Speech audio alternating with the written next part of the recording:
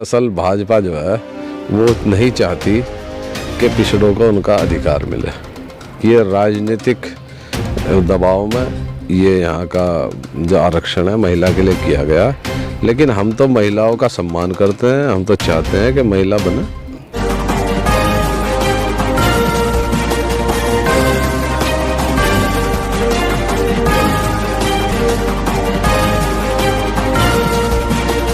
मैं star news 11 TV में आपके साथ आसिफ खान। जैसा कि उत्तराखंड में निकाय चुनाव को लेकर आरक्षण सूची जारी हुई है, तो दावेदारों ने भी अपनी दावेदारी पेश कर दी है। तो रुड़की की बात करें तो रुड़की में महिला को वरीयता दी गई है। तो इसी को लेकर हम यहाँ पर आज महानगर अध्यक्ष राजेंद्र चौधरी जी हैं कांग्रेस के, उनके पास आए हैं कि उनसे जानते हैं कि कांग्रेस में कितने लोगों ने अभी तक मेयर पद के लिए दावेदारी की है। तो ये बात करते हैं राजेंद्र चौधरी से। राजेंद्र जी नमस्कार। जी नमस्कार। स्टार न्यूज़ के सभी दर्शकों को बहुत बहुत बधाई।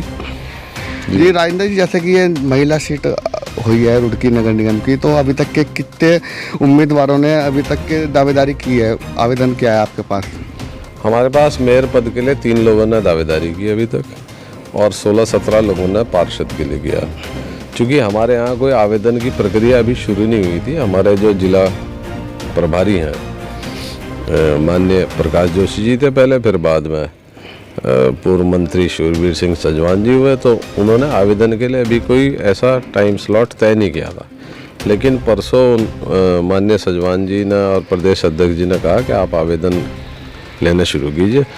तो 2 दिन में हमारे पास 16-17 पार्षदों के आ गए और 3 मेयर पद के दावेदार आ गए। राजेंद्र जी, जैसे कि ये देखा जा रहा है भाजपा में अभी तक के 17 से 20 आवेदन दे चुके हैं और बहुत ज़ोरों से सोशल मीडिया पे भी बहुत अपडेट हैं वो। तो आपकी तरफ से ना तो कोई आवेदन की कोई अपडेट आ रही है, ना कोई खबर में देखने को मिला है। इस पर क्या कहना चाहेंगे आप? नहीं, हमारे यहाँ भी शुरू नहीं हुआ ना। वहाँ 50 लोग आवेदन करते हैं। सवाल आवेदन करने का नहीं है। सवाल ये है कि जिन लोगों ने आवेदन किया उनका विजन क्या है।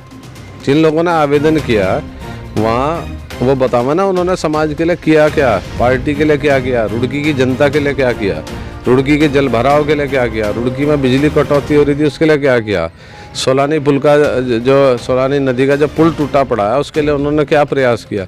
आवेदन करने से थोड़ा ही भाजपा के यहाँ 10,000 कार्यकर्ता हैं, 10,000 आवेदन कर सकते हैं। जो रुड़की की समस्याएं हैं उनसे उन्हें कैसे वो ख़त्म करेंगे, क्या उन्होंने उसके लिए प्रयास किया, सवाल तो ये है अहम।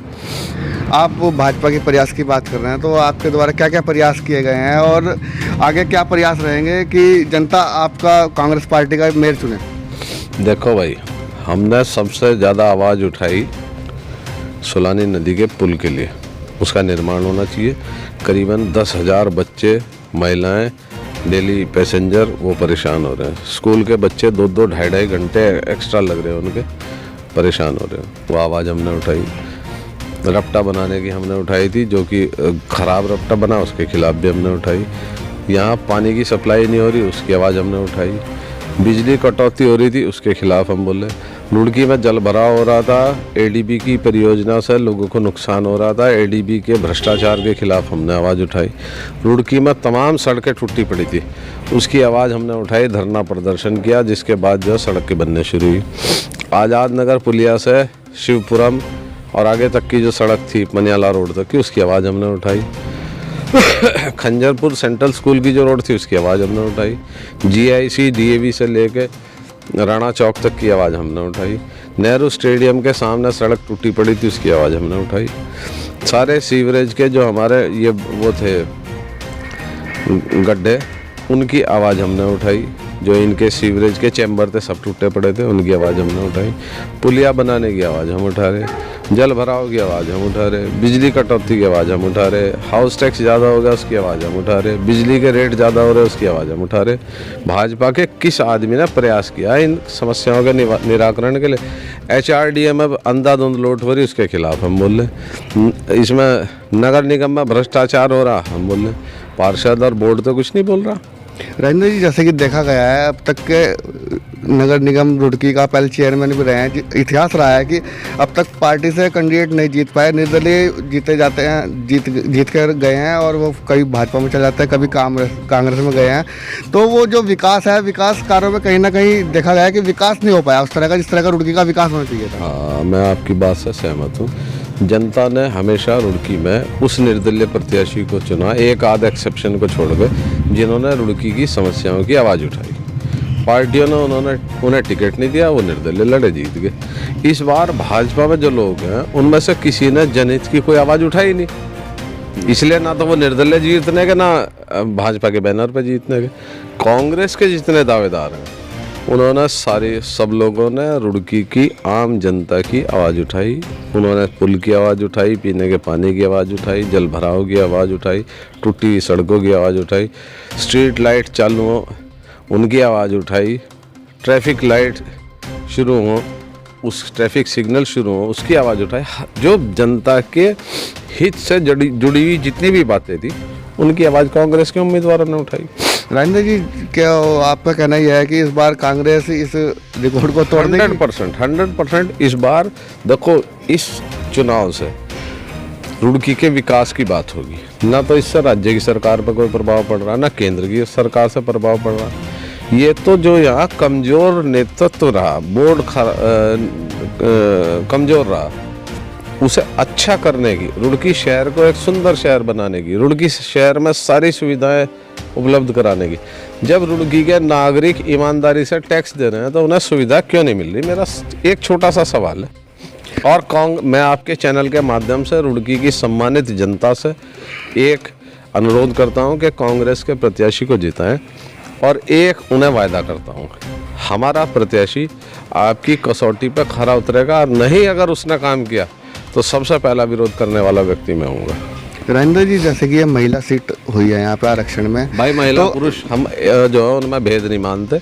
महिलाएं भी देश चलाती हैं, इंदिरा गांधी ने बहुत शानदार देश चलाया, महिला पुरुष कुछ नहीं है। ये तो ये शहर में एक हवा चल के संविधान में महिला पुरुष, दलित, अगड़ा पिछड़ा, अमीर गरीब, राजा फकीर सबको बराबर अधिकार है। महिला को भी उतना अधिकार है और पुरुष को भी उतना अधिकार है। और महिलाएं तो हमारे देश में रानी लक्ष्मीबाई, सरोजिनी नायडू, इंदिरा गांधी, ऐसी महिलाएं हुई जिन्होंने बड़े बड़े काम किए। सुषमा स्वराज कितनी अच्छी वक्ता थी, ममता बनर्जी कितनी अच्छी मुख्यमंत्री हैं, पहले भी रही अच्छी मुख्यमंत्री है। शीला दीक्षित जी थी, क्या उन्होंने दिल्ली का रूप बदल दिया।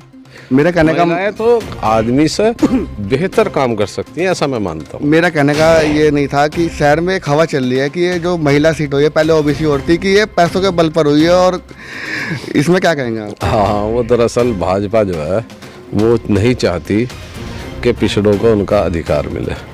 ये राजनीतिक दबाव में ये यहाँ का जो आरक्षण है महिला के लिए किया गया, लेकिन हम तो महिलाओं का सम्मान करते हैं। हम तो चाहते हैं कि महिला बने, और हमारी पार्टी की महिला बनेगी। ये नगर विधायक पर भी आरोप लगाए हैं, निर्दलीय कैंडिडेट थे संजीव वर्मा जी, उन्होंने कहा है कि पैसों के बल पर विधायक जो रुड़की के हैं उन्होंने महिला सीट कराई है, वो खुद महिला वो मेयर बना। वर्मा जी का कोई ये जो है वक्तव्य सुना नहीं है, ना मैं पर्सनल कमेंट्स में यकीन रखता हूँ।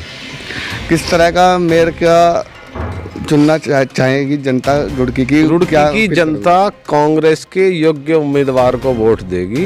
वो छक गए ना भाजपा को वोट दे देंगे। सड़कों में सफाई वाले सफाई नहीं कर रहे, कूड़ा उठाने वाले कूड़ा नहीं उठा रहे, नालियाँ बंद पड़ी, चौक पड़ी, जल भरा हो रहा, टैक्स दोगुना रुड़की में, ये सारी समस्या। पुल बनाया नहीं, सड़कें टूटी पड़ी, यही तो मुद्दे हैं, यही तो काम है नगर निगम के।